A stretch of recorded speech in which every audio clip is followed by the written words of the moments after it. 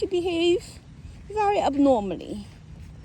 Okay, because ideology fundamentally is telling people to forget about the divine and only want to live their own selfish life. And they want people to go through revolution and a social struggle and to take away the private properties. What means private properties? Which are belonging to each individual. And they don't want people to have any property. Destroy private property. No individuality. No personal belongings. And live equally as the same. That is cancer. That's what the cancer cells are about. Everything that the communism, the pattern of communism, if you look at, what the cells are in the body, the normal cells, they all have unique identity. They all given their resource, okay? And it's given to them. And they are uniquely honored to receive their private properties and support. And they live in peace and harmony in the society. And the cell in the hand is not going to be jealous of the cell in the brain, okay? They're not going to compare, say, let's be equal, okay? Equality, okay? I'm a skin cell, why I don't have the nutrients of a bone cell or a muscle cell? Oh, we're going to revolution. We're going to seek equality. We're going to be the same. We're going to take over the resource of the bone cell and the brain cell. Well, that's called cancer, right? That is cancer mentality, right? So, we can really understand, very simply that the communism has a power and it has a spirit and it has a behavioral pattern. And its behavioral pattern, if you look at the life phenomena in the whole human body, you only can align communism with cancer. There's most appropriate, pattern alignment between the malignant and the cancer in the body versus the phenomena of communism in the human society. Very, very obvious, okay? So, I think when Dr. Wang, because she was studying cancer, she was paying attention to cancer behavior, and she was understanding how cancer is formed, and she looks much deeper than just the superficial outward behavioral pattern. She also looks deeper into the structure, of the principles, the governors, the molecular governors inside of the cell that maintains health, balance, homeostasis, okay, peace, harmony, right? And she observed, this most incredible, powerful family of molecules. And the molecules, they are so powerful that she called them molecular kings. Why? Because, when the whole human body is formed, you have one cell, the egg, the oocyte that from mother, and the sperm from the father. And the two of them, form one fertilized egg. And then start to do divisions, 1 to 2, 2 to 4, 4 to 8, 8 to 16, 16 to 32, 32 to 64, keep on going, right? Form a ball of the, first stage of embryonic development. And then that ball will be divided into 3 specific layers. The top one called ectoderm, the middle one called mesoderm, the bottom one is called endoderm. Mesoderm actually formed through the interaction of ectoderm and endoderm, and that interaction involves a group of molecules, and guess what they are? Yeah, they are the TGF-beta superfamily members, activin, inhibin, right? And then, they start to orchestrate the entire formation of the human body.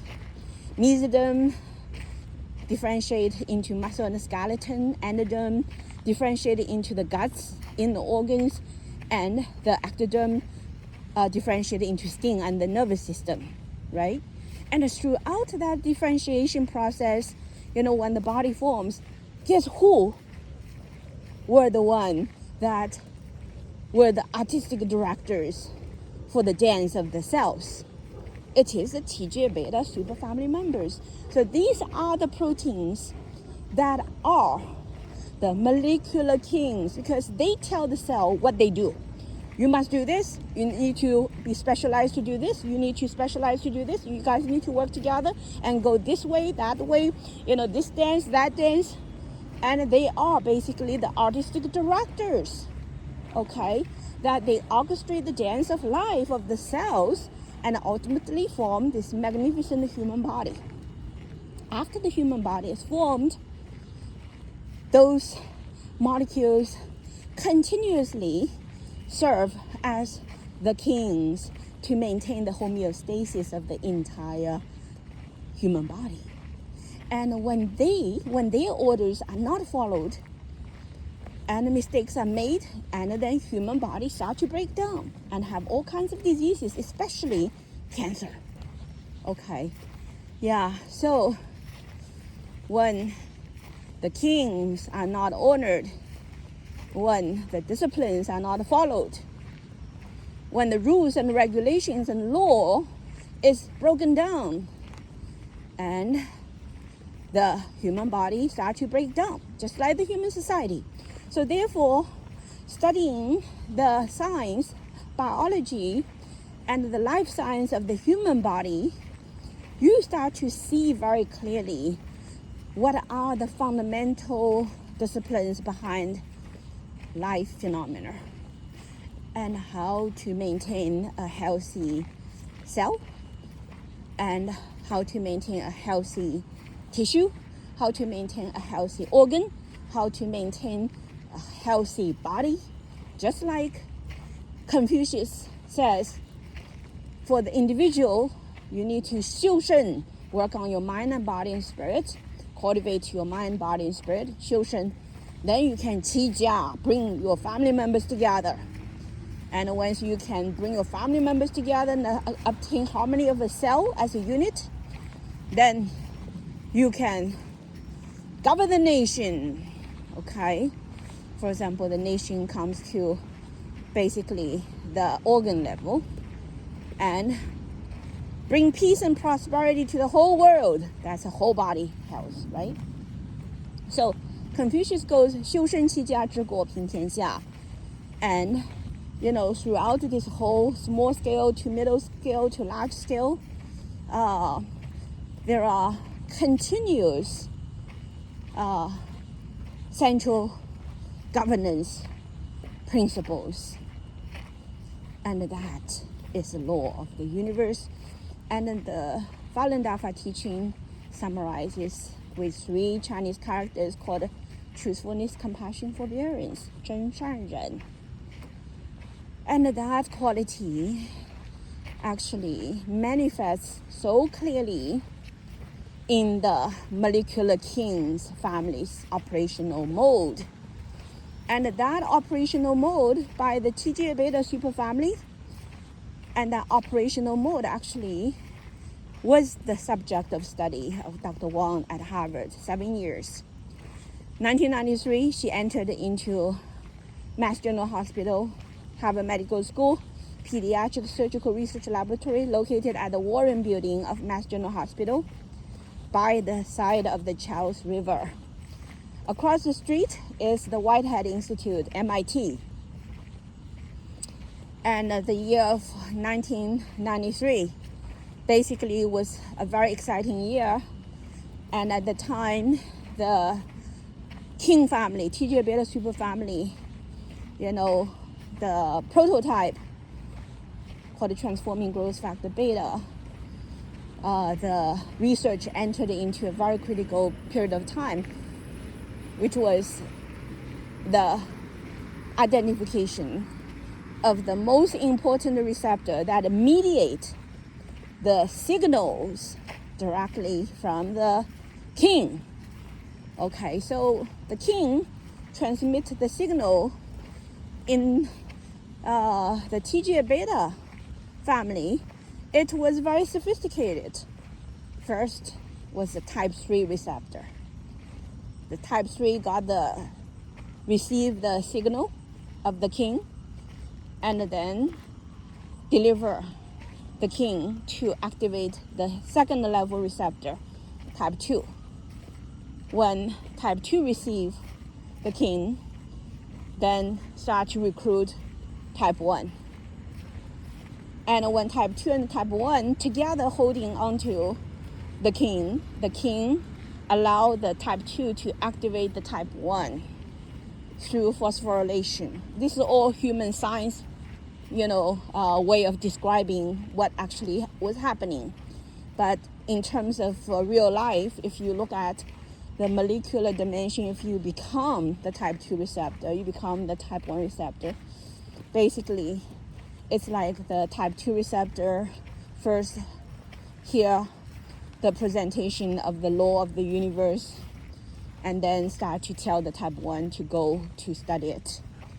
And the type 1 then start to study it. And then the type 1 eventually is activated by the message from the king. And now type 1 is going to deliver that truth to all the sentient beings inside of the cell. But first step, there is a limiting mechanism there.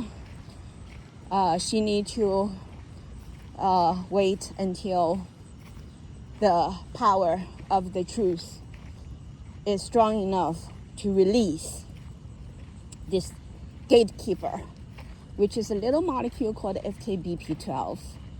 The FKBP12 sits on the type 1 receptor, and the type 1 receptor will not signal at all. But if the type 2 activate the type 1 and the type 1 is phosphorylated, and then the type 1 at that time is ready to release the FKBP12 little guy. The little guy falls off from the type 1 and then the type 1 start to signal, right? Yeah, so the type 1 start to signal. And how to signal? The type 1 start to phosphorylate the protein called SMAD3 and SMAD2. Okay, so there are pathway-specific SMAD. So TGF-beta phosphorylates SMAD3.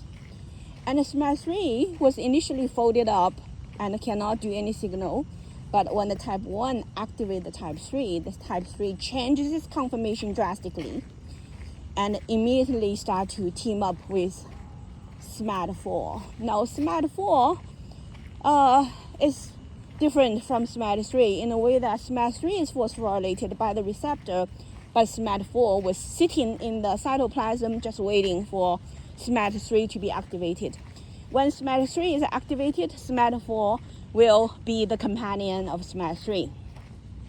And the two of them together, with the help of the SMAD4, then they are powerful enough to journey into the nucleus, and they then can start to execute the life-changing program.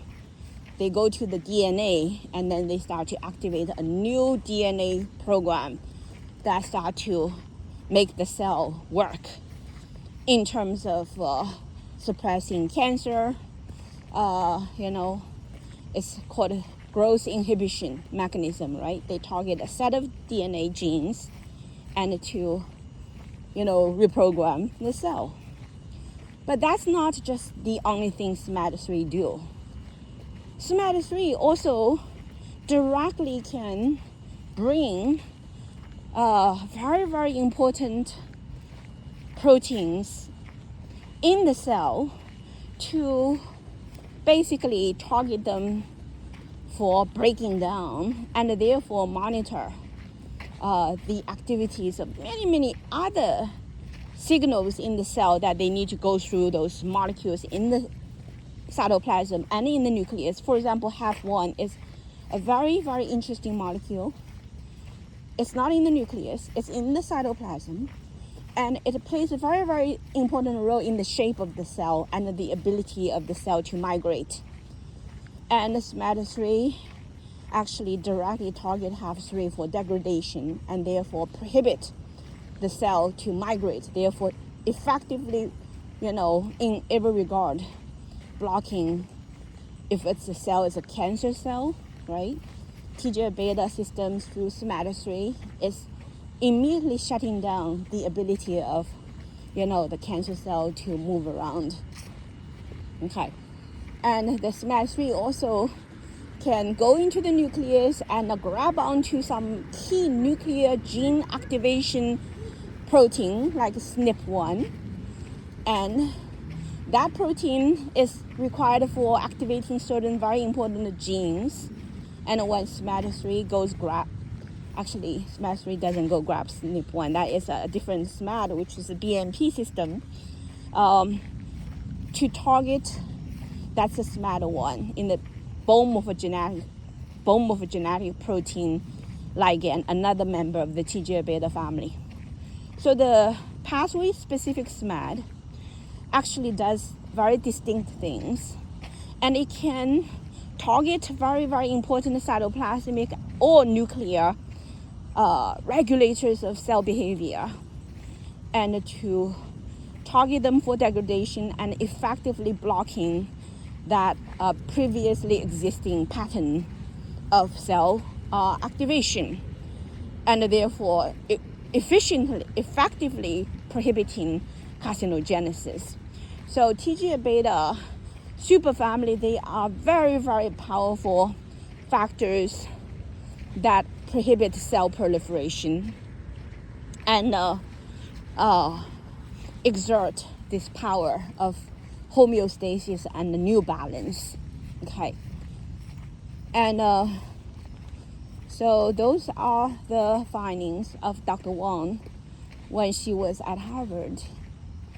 And she observed this interesting quality of SMAD that works for the receptor of the king family, that they are truthful and loyal to the unique signals from the king family members outside of the cell.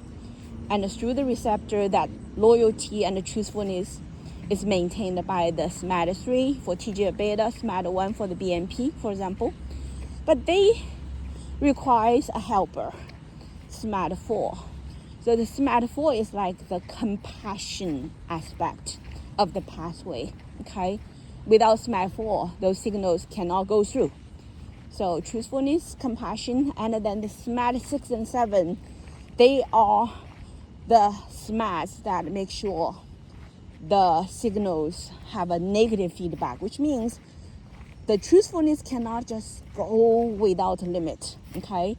When the job is done, the scale is reached, and it's time to calm down. So the SMAD 6 and 7, they're called anti-SMAD. They are the negative regulatory feedback loop SMAD to basically make a circle complete.